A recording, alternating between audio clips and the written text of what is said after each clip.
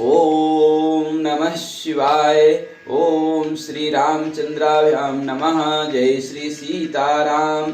त्वमेव माता च पिता त्वमेव बन्धु च सखा त्वमेव विद्या द्रविणं त्वमेव सर्वं देवदेवः।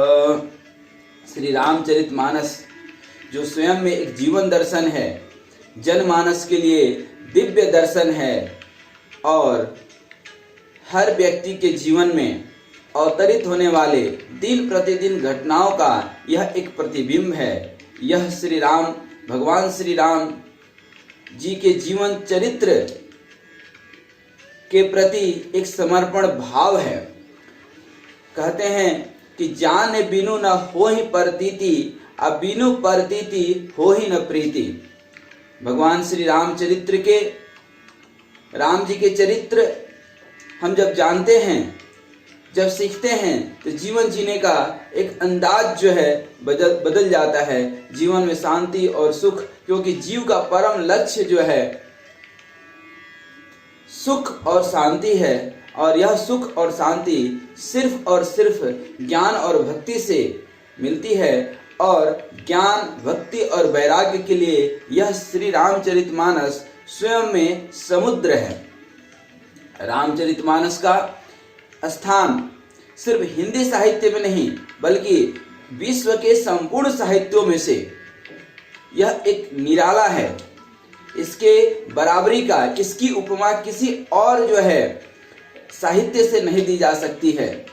उत्तम काव्य के लक्षण से युक्त यह श्री रामचरितमानस साहित्य के सभी रसों का आस्वादन कराने वाला है। स्वयं में काव्य कला की दृष्टि से भी सर्वोच्च कोटि का आदर्श गृहस्थ जीवन के लिए, आदर्श राजधर्म के लिए, आदर्श पारिवारिक जीवन के लिए, आदर्श पतिव्रत धर्म के लिए, आदर्श भ्रातृ धर्म के साथ साथ सर्वोच्च भक्ति, ज्ञान, त्याग, वैराग्य और सदाचार की शिक्षा देने वाला, स्त्री, पुरुष, बालक, वृद्ध और युवा सबके लिए समान उपयोगी एवं सर्वोपरि सगुण सकार भगवान की आदर्श मानव लीला तथा उनके गुण, प्रभाव, रहस्य और प्रेम के गहन तत्व को अत्यंत सरल, रोचक एवं ओजस्वी शब्दों में व्यक्त करने वाला कोई दूसरा ग्रंथ दुनिया के किसी भाषा में कदाचित ही मिले। संसार के किसी भाषा में इतना प्रेम, ज्ञान और वैराग्य, भक्ति सहित सभी चीजों का समावेश एक साथ नहीं देखा गया है। शायद यही कारण है कि यह श्री रामचरितमानस सिर्फ भारत के जनजीवन में ही नहीं वरन संपूर्ण विश्व के प्रत्येक व्यक्ति के जनजीवन में, चाहे वह गरीब हो, अमीर हो, शिक्षित हो, अशिक्षित हो, गृहस्थ हो, सन्यासी हो, स्त्री हो, पुरुष हो, बालक हो, वृद्ध हो या किसी भी वर्ण, सभी श्रेणी के लोग इस ग्रंथ रत्न को पढ़ते हैं, पढ़ने की इच्छा जताते हैं और बड़े ही मन से पढ़ते हैं। जितने सदाचार, जितनी भक्ति, जितनी ज्ञान, नीति और जितने भी ज्ञान हैं जो इस ग्रंथ में है, दुनिया के किसी ग्रंथ में शायद कदाचित ही मिले। जिस ग्रंथ का, ऐसे श्री रामचरितमानस का अनेकों संस्करण छपना और महीनों, हर महीने एक नया इसका संस्करण निकल करके जो है आ जाता है, छपना भी चाहिए। लेकिन जो गीता प्रेस से और साक्षात जो गोस्वामी तुलसीदास जी का जो स्वयं का विचार है, उस विचार को मैं प्रकट करने की जो है, मैं एज इट इज, बिना किसी मिलावट का, बिना किसी अपने तरफ से कोई अर्थ निकालने की जो है इच्छा से स्वयं मैं आपको पूरा रामचरितमानस कई सारे हिस्सों में कर करके सुनाऊंगा। मास पारायण, दोहे, चौपाई और जो भी श्री रामचरितमानस में वर्णित है वह सब मैं एक एक करके आपको सुनाऊंगा। क्योंकि व्यक्ति विशेष के जीवन में कई बार समय अभाव के कारण एक अफसोस रह जाता है कि काश समय मिल गया होता तो हम भी पढ़ लिए होते। तो समय अभाव के कारण कई बार व्यक्ति नहीं पढ़ पाता है, लेकिन चूंकि यह वीडियो उपलब्ध रहने पर आप कभी भी कहीं भी इसको बड़े आराम से और शुद्ध हिंदी अर्थ सहित आप इसको सुन सकते हैं। इसके शब्द इतने सरल और इतने स्वाभाविक और जीवन से जुड़ी हुई है कि नहीं समझने जैसा एक भी शब्द आपको नहीं मिलेगा। इसके अतिरिक्त श्री रामचरितमानस सिर्फ एक जीवन दर्शन और दिव्य दर्शन ही नहीं है, बल्कि एक आशीर्वादात्मक ग्रंथ है। इसके प्रत्येक पद को श्रद्धालु लोग मंत्र समझ करके आदर सहित पढ़ते हैं। यही नहीं, इसका श्रद्धा पूर्वक पाठ करने तथा इसमें आए हुए उपदेशों का विचार पूर्वक मनन करने से एवं उनके अनुसार आचरण करने से, इसमें वर्णित भगवान की मधुर लीलाओं का चिंतन एवं कीर्तन करने से मोक्ष रूप और पुरुषार्थ एवं उससे भी बढ़कर भगवत प्रेम की प्राप्ति आसानी से की जा सकती है। जिस ग्रंथ की रचना साक्षात श्री गोस्वामी तुलसीदास जी जैसे अनन्य भगवत भक्त के द्वारा, यह कोई लेखक नहीं है, यह कोई कवि नहीं है, बल्कि भगवान के साक्षात भक्त हैं और उन्होंने स्वयं श्री राम और सीता जी के कृपा से, उनके आज्ञा से शिव और पार्वती के सानिध्य में यह श्री रामचरितमानस उन्होंने लिखा है। उन्होंने जिस रामचरितमानस पे, जिस ग्रंथ पे उन्होंने स्वयं से सत्यम शिवम सुंदरम लिखकर अपने हाथ से हस्ताक्षर किए हैं, उसका इस प्रकार का अलौकिक प्रभाव कोई आश्चर्य की बात नहीं है कि यह पढ़ने से भगवान की भक्ति, शांति और हर तरह की सुख वैभव प्राप्त हो। ऐसी स्थिति में इस अलौकिक ग्रंथ का जितना भी प्रचार प्रसार किया जाए, जितना भी पढ़ा जाए और दूसरे को भी पठन पाठन मनन अनुशीलन करने के लिए प्रेरित किया जाए, उतना ही जगत का, विश्व का मंगलमय होगा। इसमें कोई संदेह नहीं है। आज वर्तमान समय में जब हम संसारिक दृष्टिकोण से इस विश्व को देखते हैं, फिर भारत को भी देखते हैं, तो सर्वत्र हाहाकार मचा हुआ है। आप जहां भी देखेंगे वही लोग परेशान, अशांति, दुख, भय और भीषण अशांति के ज्वाला से जल रहे हैं। जगत के कोने कोने में आप कहीं भी चले जाएं, मार काट मची हुई है। सब एक दूसरे को हड़पने के लिए ईर्ष्या, डाह, ये सब खूब दुष्टता, झूठ बोलना अपने चरम पे है। शायद इसको कलयुग का प्रभाव हम लोग कह सकते हैं। कलयुग के प्रभाव को दूर करने के लिए हम बात करेंगे, लेकिन उसके पहले हम देखें कि विज्ञान और सारे व्यावसायिक ज्ञान आज विफल होते जा रहे हैं। मानव के जीवन में वह विज्ञान शांति नहीं प्रदान कर पा रहा है।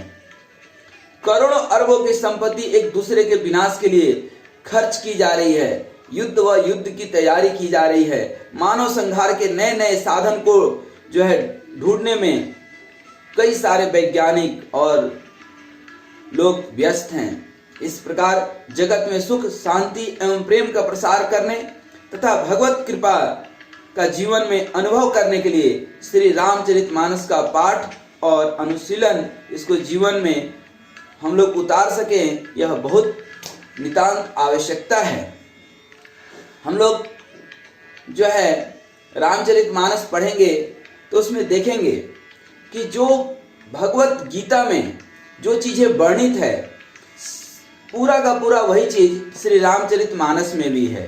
सिर्फ चरित्र यहाँ पर श्री राम का है और वहाँ पे श्री कृष्ण का है। लेकिन मैं चूंकि कई बार अध्ययन कर चुका हूँ श्री रामचरितमानस का, तो यह पूर्ण विश्वास के साथ कह सकता हूँ कि हमने जितनी बार गीता पढ़ी, गीता में जितने ज्ञान मिले, वह संपूर्ण ज्ञान रामचरितमानस में भी एज इट इज आपको मिलेंगे। हाँ, यह भी शिव और पार्वती का संवाद है। शिव और पार्वती का संवाद है। गीता अर्जुन और कृष्ण के बीच का संवाद है। यदि वहां पे देवतुल्य कृष्ण भगवान, परमपिता परमात्मा कृष्ण यदि व्याख्या कर रहे हैं, तो इस रामचरितमानस का भी व्याख्या साक्षात महादेव, देव के देव भगवान शंकर पार्वती जी को सुना रहे हैं। फिर काकभुसुंडी जी गरुड़ जी को सुनाते हैं और कलिकाल में याज्ञवल्क्य जी भरद्वाज मुनि को सुनाते हैं। यह रामचरितमानस जब आप देखेंगे तो इसमें हर तरह का धर्म नीति, राजनीति, युद्ध नीति, भ्रातृ नीति, परिवार की जो है किस तरह से धर्म, और जीवन में चाहे कुछ भी संकट हो, कितनी भी परिस्थितियां विषम हो, मन स्थिति को सही और तंदुरुस्त बनाए रखने के लिए, दैविक और भौतिक ताप को मिटाने के लिए श्री रामचरितमानस से सुंदर कोई ग्रंथ दुनिया में हो ही नहीं सकता है। इसमें अति सुंदर दोहा, कहीं कहीं पर स्तुति, फिर चौपाई, सोरठा, ये सब जो है इन्हीं सब से इस काव्य का जो है लेखनी, गोस्वामी तुलसीदास जी की लेखनी में काव्य की वह पावन परंपरा है जो हर चौपाई में, हर शब्द में ईश्वर का भक्ति समावेश है, ईश्वर की भक्ति का समावेश है। काम क्रोध मद लोभ रत गृहासक्त दुख रूप, इस जीवन में, इस संसारिक माया मोह में जो काम, वासना, क्रोध, अहंकार, लोभ, ऐसे जो नकारात्मक चीजें हैं, और घर गृहस्थी, इस सब से दूर हट करके भगवान की भक्ति कैसे पाएं, जीवन में सुख शांति और परिवार में रहते हुए। आप जरा सोचें कि जिस भगवान श्री राम को राज सिंहासन मिलने वाला था और दूसरे दिन वन मिल गया, उस स्थिति में भगवान राम कहते हैं कि मैं तो राजा ही बना, लेकिन अयोध्या का नहीं, वन का राजा जो है बन गए, वन की राजा बन गए। अर्थात वहाँ भी परम शांति और सुखी हैं भगवान श्री राम, तो हम क्यों ना उनको अपने जीवन में उतारें, क्योंकि हमारे जीवन में भी आए दिन, मनुष्य के जीवन में भी इस तरह की घटनाएं होते रहती हैं। हर जगह माता कैकेयी और मंथरा जैसे लोग मिल जाएंगे। भगवान शंकर खुद कहते हैं, भक्ति हीन गुण सब सुख ऐसे, अल्लावन बिनु बहु बिंजन जैसे। कहते हैं ना, धर्म अर्थ काम और मोक्ष, ये जो चारों पुरुषार्थ हैं, पुरुषार्थ के जो चार हिस्से हैं, तो सबसे पहले धर्म के नीति से अर्थ कमाया जाए। काम, जो भी आप कर्म करें, जो भी कर्म कांड करें, वह धर्म आधारित हो, और मोक्ष का भी, मोक्ष के बारे में जो भी आप सोचते हैं, धर्म आधारित मोक्ष हो। राक्षस भी मोक्ष के लिए बड़े प्रयत्न करते थे और तरह तरह के धर्म करते थे, उनका धर्म कुछ अलग होता था। तो कहने का मतलब है कि कलयुग केवल नाम आधारा, कलयुग जोग न यज्ञ न ज्ञाना, एक आधार राम गुण गाना। महामंत्र सोई जपत महेशु, इस महामंत्र राम जैसे मंत्र को भगवान महादेव, देव के देव महादेव खुद जपते थे। कहते हैं ना, तात स्वर्ग अपवर्ग सुख धैर्य तुला एक अंग, अतुलन ताहि मिले जो सुख लो सत्संग। बाबा तुलसी कहते हैं कि जो सुख सत्संग में है, अच्छे लोगों के साथ में है, वह सुख स्वर्ग में भी नहीं है। राम, उन्होंने अंतिम में एक बात कही है कि राम नाम नर केसरी, कनक सिपु कलिकाल। अर्थात इस कलयुग के लिए राम नाम अति उत्तम है, इससे बढ़िया कुछ नहीं है। आइए हम रामचरितमानस शुरू करें।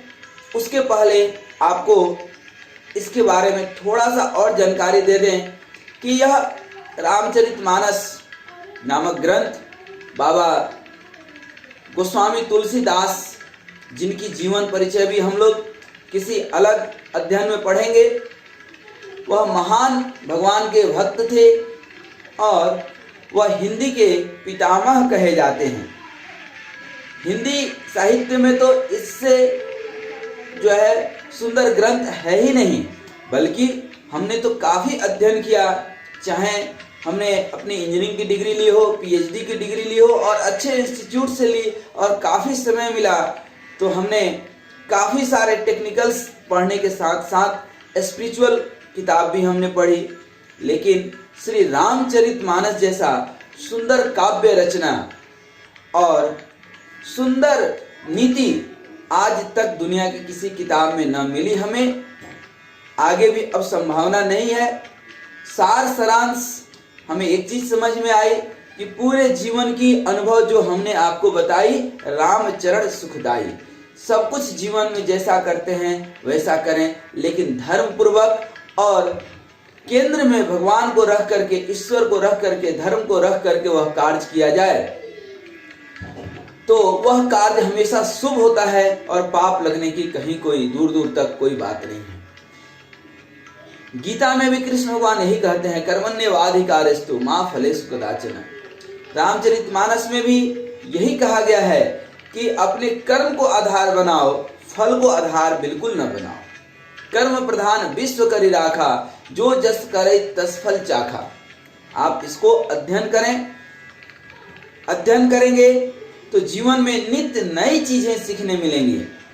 10 मिनट समय मिलता है, 15 मिनट समय मिलता है, जितना भी समय मिलता है, एक घड़ी आध घड़ी आधों में पुनियाद, तुलसी संग साधु की हरे कोटि अपराध। आपकी हर एक अपराध को जो है ईश्वर के द्वारा क्षमा कर दिए जाएंगे और आप नित्य नई दिशा में अग्रसर मिलेंगे, स्वयं को आप कुछ सिखा पाएंगे। श्री रामचरितमानस में कुल 7 सोपान में यह जो है विभाजित है। पहला जो सोपान है वह बालकांड। यह मास पारायण के हिसाब से यदि आप देखेंगे तो 30 मास पारायण में और 9 पारायण देखेंगे तो 9 पारायण में 9 भागों में विभाजित किया गया है। लेकिन मुख्यतः सोपान के हिसाब से हम करते हैं तो 7 सोपान मिलते हैं, जहां पर भगवान के 7 जो है लीलाओं को, भगवान की जो लीला है, जो परम पिता परमात्मा साक्षात मनुष्य अवतार लिए हैं, मनुष्य के जो है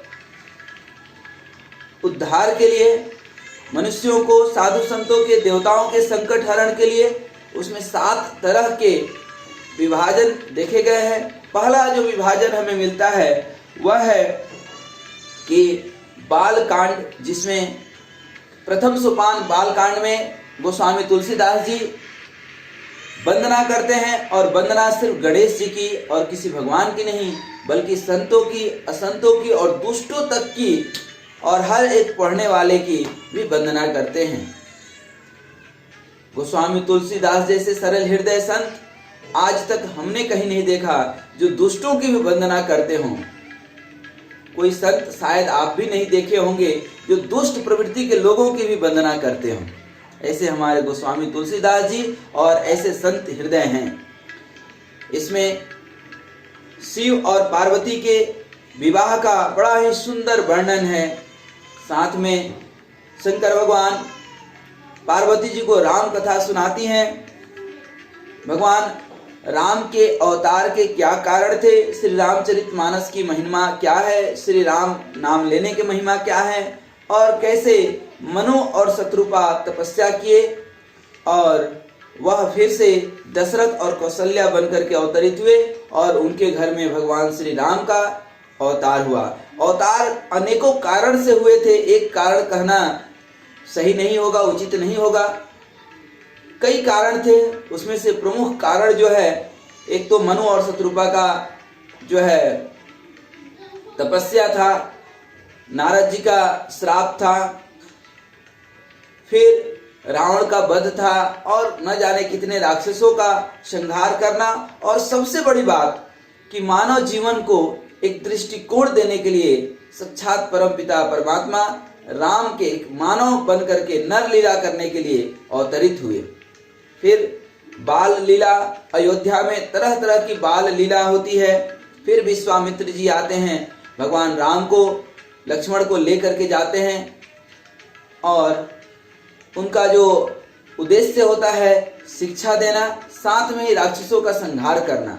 देखिए, वह गुरु के सामर्थ्य से ही राम जो है राक्षसों का संहार कर पाते हैं, यह बात निश्चित है। लेकिन गुरु राक्षसों का संहार नहीं करते हैं।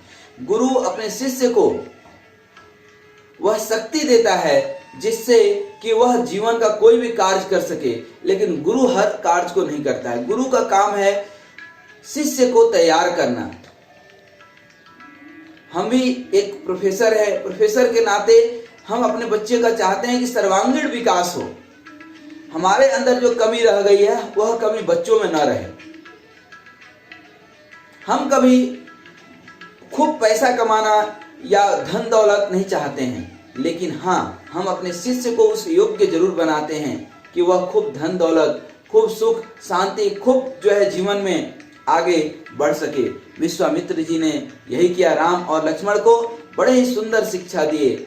वहीं से धनुष योग्य शिव जी की धनुष तोड़ने के लिए और माता सीता से, जानकी से, जो पृथ्वी की पुत्री हैं, राजा जनक की पुत्री हैं और विदेह राज में हैं, राजा जनक की प्रतिज्ञावश भगवान श्री राम और लक्ष्मण अपने गुरु विश्वामित्र के साथ धनुष यज्ञ देखने जाते हैं, जहाँ पे तिनके के समान भगवान श्री राम धनुष तोड़ते हैं। फिर माँ सीता के साथ उनकी विवाह होती है और लक्ष्मण, भरत, शत्रुघ्न चारों भाई की शादी होती है वहीं पर। फिर राम, भरत, लक्ष्मण और शत्रुघ्न अपने धर्म पत्नी माँ सीता, उर्मिला, मांडवी, श्रुति कीर्ति, ये चारों अयोध्या लौटते हैं। फिर राजा दशरथ के मन में ऐसा होता है कि अब हमारी उम्र हो चुकी है, हमें वानप्रस्थ आश्रम स्वीकार करना चाहिए और यह राजपाट अपने पुत्र को देना चाहिए। इसी आशय से मुनि वशिष्ठ जी को बुलाते हैं और राम के राज्याभिषेक की तैयारी करते हैं। इसी बीच में मंथरा के दिमाग पर विधाता ने उसकी मति फेर दी। कैकेयी माता की मति फिर गई और अंततो गत्वा भगवान राम को वनवास जाना पड़ा और पूरी तरह से अयोध्या सिर्फ दशरथ की राज नहीं, पूरी अयोध्या अस्त व्यस्त हो गई और शायद जीवन में हर परिवार में कहीं न कहीं जहां आप शोक, संदेह और कष्ट देखेंगे, उसके बीच में ज़्यादातर जगहों में आज जो समाज में देखने मिलता है, कहीं न कहीं वह मंथरा है। और उस मंथरा की वजह से ही न जाने कितने परिवार बर्बाद होते हैं। चलिए, किसी भी कारण से देवताओं का काम बने, भगवान राम, लक्ष्मण, सीता सहित तीनों वन की ओर चल देते हैं। यह प्रयागराज पहुंचते हैं। केवट प्रसंग बड़ा सुंदर प्रसंग है। अयोध्या कांड जो दूसरा सोपान है, वहां पे हम लोग पहुंच जाते हैं इसके साथ ही। और अयोध्या पूरी तरह से अस्त व्यस्त हो चुकी है श्री राम के जाने से। और दशरथ भगवान राम के याद में, धन्य है वो पिता, धन्य है वो प्रेम जो राम के जाने से वह शरीर त्याग देते हैं, उनके प्राण चले जाते हैं। राम राम सब कोई कहे, दशरथ अस कहे न कोई, जो दशरथ अस कहे जन्म स्वार्थ होय। यह प्रेम, अतिशय प्रेम दशरथ जी का, यह प्रेम चाहिए मनुष्य को श्री राम से कि राम जब जीवन से बिछुड़ जाए तो प्राण भी बिछुड़ जाए। यह होता है अनन्य प्रेम। फिर भरत अपने ननिहाल से आते हैं अंत्येष्टि क्रिया करने के बाद, या फिर भगवान श्री राम से मिलने के लिए और निवेदन करने के लिए कि आप पुनः अयोध्या चलें, लेकिन राम नहीं आते हैं। वहाँ राम और भरत की मिलाप की बड़ा ही सुंदर रचना गोस्वामी तुलसीदास जी ने की है, अवश्य पढ़ना चाहिए।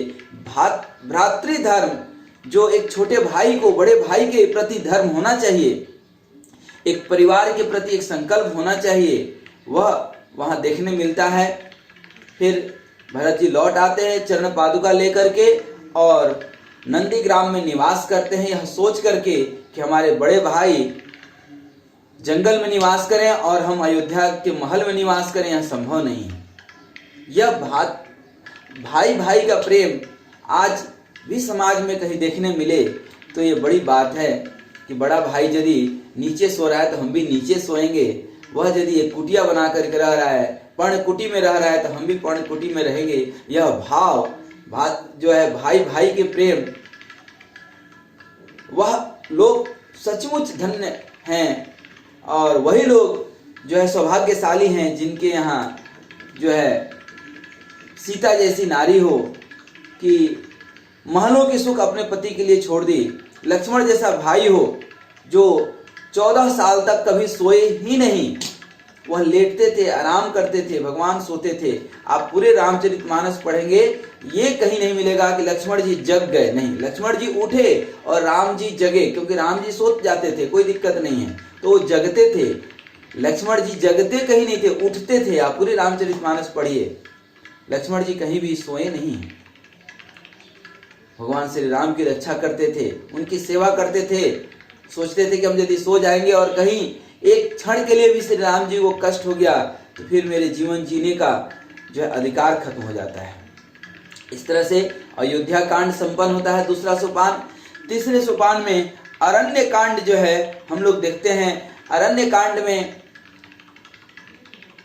भगवान श्री राम अनेकों मुनियों से मिलते हैं, शिक्षा ग्रहण करते हैं। उसी बीच में रावण सीता जी के हरण का जो है विचार करता है, क्योंकि शूर्पणखा की नाक कट जाती है और हर समाज में शूर्पणखा है आज भी, या कहीं दूर जाने की आप अपने आसपास में देखेंगे तो इस तरह से दुष्चरित्र स्त्रियां जो झूठ बोलने में बहुत ही पाक साफ होती हैं और हर घर में लड़ाई झगड़ा लगाने के काम आती हैं। ये शूर्पणखा की नाक कटने के बाद खर, दूषण, तीसरा के पास जाकर के सारी झूठ बोलती है, रावण के पास झूठ बोलती है। और आप ध्यान दीजिएगा, इस सारे युद्ध में बड़े बड़े योद्धा, बड़े बड़े राक्षस मारे चले गए, लेकिन शूर्पणखा बची की बची रह गई। एक जो है चरित्रहीन नारी पूरे समूचे परिवार को ही नहीं, समाज को और राष्ट्र को बर्बाद कर सकती है। इसका जीता जागता उदाहरण शूर्पणखा है। किसी भी तरह से आए तो अगस्त्य मुनि ऐसे अंतिम मुनि है जो भगवान राम को शिक्षा देते हैं। उसके बाद राम को शिक्षा देने वाला अब कोई नहीं है, अब राम ही जगह जगह शिक्षा देते हैं, क्योंकि माता सीता का वहां से हरण हो चुका है। मारीच जो सोने का मृग है, अब देखिए माया ही तो है, नहीं तो भगवान को क्या मालूम नहीं था कि वो सोने का मृग नहीं होता है? माता सीता को नहीं मालूम था, परंतु होना था। नर लीला रूप में भगवान श्री राम यह लीला कर रहे हैं। साथ में जब सीता जी का हरण हो जाता है तो भगवान श्री राम जो है चलते हैं ऋषिमुख पर्वत के तरफ, पंपा सरोवर पे जो है विश्राम करते हैं। उस बीच में सबरी, बड़ा सुंदर पवित्र कहानी है, इसको अवश्य पढ़े कि सबरी से भगवान श्री राम मिलते हैं और सिर्फ मिलते ही नहीं हैं, जीवन की सार, भक्ति की सार, नौधा भक्ति, 9 तरह की भक्ति का वर्णन भगवान श्री राम करते हैं। पंपा सरोवर पे नारद जी आते हैं, उनसे मिलने के बाद वह आगे बढ़ते हैं। फिर हनुमान जी, शंकर सुवन केसरी नंदन तेज प्रताप महाजगवंदन, ऐसे वीर बजरंगबली हनुमान जी से भगवान राम का मिलन होता है। फिर सुग्रीव से मित्रता होती है, बाली को मारते हैं। वहां भी ध्यान रखिएगा, बाली की पत्नी बहुत ही पतिव्रत धर्म वाली नारी थी, तारा। तारा बाली को कई बार समझाई, लेकिन बाली समझने को तैयार नहीं था। तो जहां पतिव्रत धर्म हो, पतिव्रत नारियां हो, उनकी बात सुननी चाहिए। बाली को भगवान श्री राम मार देते हैं, सुग्रीव को लेकर के फिर लंका पर चढ़ाई करते हैं, सेतु बंध जाता है और परम पुण्य जो एक किष्किंधा कांड, किष्किंधा जो है राज का राजा बनाते हैं, सुग्रीव को मित्रता करते हैं भगवान श्री राम और अपनी सहायता मांगते हैं, अपने लिए सहायता मांगते हैं सुग्रीव की। किस लिए? रावण को मारने के लिए। इसी बीच में जटायु वगैरह का जो है दृष्टांत आता है। भगवान श्री राम वहां से निकलते हैं, समुद्र के किनारे पहुंचते हैं। इस बीच में माँ सीता को पता लगाने के लिए जगह जगह बंदर जाते हैं, वानरी सेना जाती है। सुग्रीव के नेतृत्व में हनुमान जी लंका जाते हैं, माँ सीता को पता लगा करके आते हैं। और वह इतना सुंदर चरित्र है, जीवन के महामहिम गुरु, जीवन प्रबंधन के सबसे बड़े गुरु इस विश्व के उस समय भी, आज भी और कल भी सब दिन रहेंगे, वह है वीर बजरंगबली हनुमान जी। वह सुंदरकांड 5वां सोपान व्यक्ति को अवश्य पढ़ना चाहिए। आप दुनिया के कितने भी किताब पढ़ लिए लेकिन सुंदरकांड का अध्ययन नहीं किए तो वह ज्ञान अधूरा रह गया, यह जरूर समझिएगा। फिर माँ सीता की पता लगाते हैं, आते हैं, श्री राम जी को बतला देते हैं। श्री राम फिर अपने सेना के साथ सुग्रीव की सहायता से, नल नील के सहायता से समुद्र पे सेतु बांधते हैं। फिर अंगद जी को भेजते हैं रावण को अंतिम चेतावनी देने के लिए कि अब भी तुम्हारे पास मौका है, माँ सीता को लौटा दो आदर सहित, तो युद्ध हम नहीं करेंगे, लौट जाएंगे। लेकिन रावण अहंकारी, जिसको मंदोदरी समझाती है, माल्यवंत उसके नाना और वरिष्ठ मंत्री समझाते हैं, एक बार तो उनका पुत्र भी समझाता है, फिर पिता का इशारा समझ जाता है, फिर नहीं समझाता है। भाई विभीषण को लात मार देता है, समझने को तैयार ही नहीं है, क्योंकि अहंकार के चूर में वह इतना डूब चुका है। लेकिन जब अंगद जी जाते हैं तो वहां भी रावण धृष्टता करता है। रावण को सबक सिखाकर जो है अंगद जी आते हैं और वहां भी सीखने योग्य काफी सारी चीजें हैं रावण और अंगद जी के संवाद में। और उस समय भी भगवान श्री राम जो है एक मौका देते हैं रावण को, लेकिन वह मौका वह जो है नहीं उठा पाता है, उस फायदा को नहीं उठा पाता है। अंत तो गत्वा युद्ध शुरू होती है और सारे राक्षस मारे जाते हैं। लेकिन ध्यान देने वाली बात है, आप रामचरितमानस पढ़ेंगे तो एक चीज पाएंगे कि जितने राक्षस मरे उसमें जितने भी महान महान राक्षस थे, जैसे कि मेघनाथ हो, कुंभकर्ण हो या स्वयं रावण ही क्यों न हो, मरते मरते वक्त राम राम कहते ही सब मरे। सबको भगवान ने अपनी परम गति दी है, अपनी भक्ति दी है और इस तरह से जो है विभीषण जो है लंका के राजा बन जाते हैं। और वहां पर सीता जी को लेकर के पुष्पक विमान से सभी लोग अयोध्या पहुंचते हैं। अयोध्या में आकर के भगवान श्री राम राजा राम हो जाते हैं, राजा बन जाते हैं। और जब राजा बन गए, जहाँ के राजा स्वयं साक्षात परम पिता परमेश्वर ही राम रूप में हो, तो फिर उस राज्य की क्या वर्णन किया जाए, उस राज्य की कौन वर्णन कर सकता है। फिर भी अध्ययन करना चाहिए, अध्ययन करने में काफी कुछ सीखने मिलता है। वह राम राज्य जो है उसकी अकल्पनीय वर्णन जो है, जहाँ पर कि कोई रोगी नहीं होता है, किसी को कोई बीमारी नहीं होता है, कभी भी जीते जी पिता के सामने पुत्र की मृत्यु नहीं होती है, असमय किसी की मृत्यु नहीं होती है, वगैरह वगैरह काफ़ी सारी जो है राम राज्य ही है, तो फिर उसकी बात की क्या कहना। और फिर लौ और कुश जैसे दो संतान होते हैं भगवान श्री राम के, और सभी भाई के दो दो संतान होते हैं। और जीवन पर्यंत इस राम राज्य में भगवान श्री राम के पास ही हनुमान जी चूंकि रह जाते हैं, तो हनुमान जी सहित लक्ष्मण जी, भरत जी, शत्रुघ्न सभी भाइयों को और जगह जगह भगवान श्री राम बड़े ही सुंदर उपदेश देते हैं। काकभूषुंडी जी अपने बड़े ही सुंदर भाषा में जो है गरुड़ जी को समझाते हैं, भगवान शंकर पार्वती जी को समझाते हैं। ठीक उसी तरह से जैसे गोस्वामी तुलसीदास हम जैसे लोगों को समझाते हैं। तो इस तरह से यह रामचरितमानस यह परम पवित्र जो है ग्रंथ है, जहाँ पर कि दैविक भौतिक ताप मिट जाते हैं, जीवन में सर्वस्व सुख और शांति, परम सुख जिसको बोलते हैं परमानंद जो है, भगवान की भक्ति मिलती है सुख आनंद के साथ ही। और मैं भी यहीं से आपसे विदा लूँगा, लेकिन इस निवेदन के साथ और भगवान श्री राम से भी मैं यही निवेदन करूँगा कि हे ईश्वर, दे भक्ति राम निवास, दे भक्ति राम निवास, त्रास हरण शरण सुखदायकम। हे भगवान श्री राम, मुझे और कुछ नहीं चाहिए आपसे, सिर्फ मुझे अपनी भक्ति दीजिए। यह अनमोल भक्ति ही मेरे जीवन का सर्वस्व सुख है, सर्वस्व शांति है, और यही धन है, यही दौलत है। आपके याद में मेरे आंखों से प्रेम आंसू बहे, यही सबसे बड़ा दौलत है।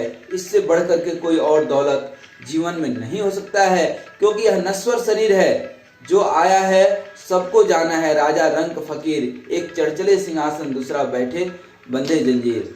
जाना सबको है, लेकिन यह भक्ति, विनय और जो है राम की कृपा लेकर के जीवन